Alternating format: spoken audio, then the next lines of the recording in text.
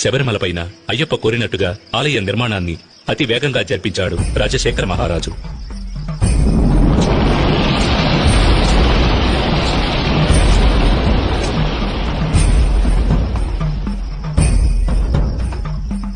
ఆ ఆలయంలో జీవిత తత్వాలను వివరించే విధంగా 18 మెట్లను కూడా ఏర్పరిచాడు.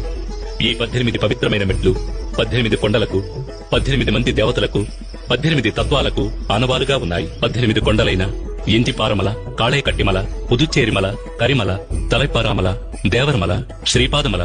మైలాడుమల, మాతంగమల, కాల్కిమల, సిట్రంబలమల, సుందరమల, నాగాంబలమల, గౌండమల, నిలకల్మల, నీలిమల, పొన్నాంబలమల, శబరిమల వంటి కొండలను 18 మంది దేవతలైన వినాయకుడు, శివుడు, పార్వతి, కుమారస్వామి, బ్రహ్మ, విష్ణు, రంగనాథుడు, కాళి, యముడు, సూర్యుడు, చంద్రుడు, కుజుడు, బుధుడు, బృహస్పతి, శుక్రుడు, శనీశ్వరుడు, రాహువు, కేతువు అనే దేవతలను 18 తత్వాలైన చూడడం, వినడం, సువాసన, రుచి, స్పర్శ, కామం, దురాశ, క్రోధం, లోభం, మోహం, మదం, మాత్సర్యం, డాంబికం, సాత్వికం, రాజసం, తామసం,